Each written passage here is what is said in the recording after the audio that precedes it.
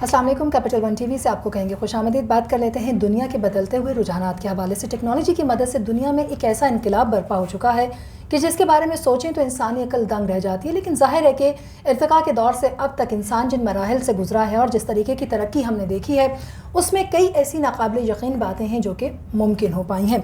इसी तरीके से अगर हम डिजिटल मीडिया की बात करते चलें, डिजिटल प्लेटफॉर्म्स की बात करते चलें, टेक्नोलॉजी के इस्तेमाल की बात करते चलें, तो इन सब के कॉम्बिनेशन से जहाँ पर दुनिया को ग्लोबल विलेज बना दिया गया है, वहीं इस ग्लोबल विलेज के लिए कुछ ऐसी चीज़ों का इंतज़ाम भी किया जा रहा है जो कि एक्सेप्टेंस जिसकी हो सके, और वो भी डिजिटली।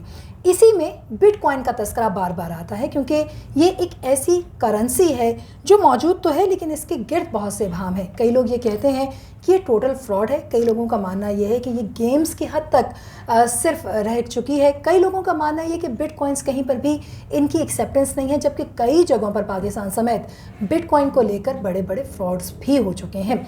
लेकिन क्या वाकई ये बिटकॉइन एक ऐसी करेंसी है जो कहीं पर कभी काबिल इस्तेमाल नहीं होगी? इसका जवाब आज के इस प्रोग्राम में हम आपको देंगे। आपको बताएं कि दुनिया का एक ऐसा मुल्क है जिसने बिटकॉइन को बाकायदा तौर पर अपनी ऑफिशियल करेंसी के तौर पर अनाउंस कर दिया है। यानी जिन लोगों के पास बिटकॉइन मौजूद है, ऐन मुमकिन है आने वाले चंद सालों में वो लोग अरबोंपति, लखपति, करोड़ोंपति बनने में कामयाब हो जाएं, क्योंकि दुनिया में किस वक्त क्या हो जा रहा है आजकल कुछ भी कहना क़ाबिल वक्त होगा। एल सल्वाडोर रकबे के लिहाज से अगर हम बात करते चलें तो वस्ती अमरीका के इलाका है जो कि सबसे छोटा मुल्क है वहाँ का।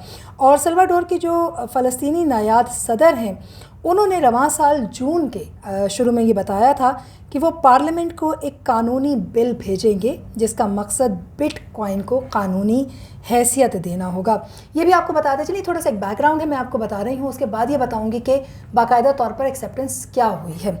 9 जून को पार्लियामेंट के 84 अरकान में से 62 ने इस कानून के हक़ में वोट दिया, जिसके बाद 7 सितंबर से मुल्क में बिटकॉइन को करेंसी के तौर पर इस्तेमाल करने का इंडिकेशन दे दी गई और बाकायदा तौर पर ये करेंसी के तौर पर इस्तेमाल होने लगा। यूँ वस्ती अमरीका का मुल्क एल सल्वाडोर जो है वो दुनिया का पहला मुल्क बन गया है जिसने सरकारी तौर पर बिटकॉइन को करेंसी के तौर पर इंट्रोड्यूस करवा दिया है। और ये भी अब आपको बताएं कि मुल्क में अमरीकी डॉलर में भी लेन देन होगा, लेकिन उसके साथ साथ इक्वली बिटकॉइन जो है उसमें भी लेन देन हो सकेगा। और बिटकॉइन की करेंसी जो है उसकी जो अमाउंट है वो भी डॉलर के मुकाबले में खासी मजबूत देखी जा रही है। सो ओवरऑल अगर हम बात करते चलें तो अब अगर आप पाकिस्तान में मौजूद हैं, आप दुनिया के किसी भी हिस्से में मौजूद हैं, एल सल्वाडोर का अगर आप रुख करते हैं, अमेरिका का रुख करते हैं, तो फिर यकीनन आप बाकायदा तौर पर बिटकॉइन का वहाँ इस्तेमाल कर सकेंगे। इस करेंसी के ज़रिए से आप शॉपिंग भी कर सकते हैं और इस रकम का इस्तेमाल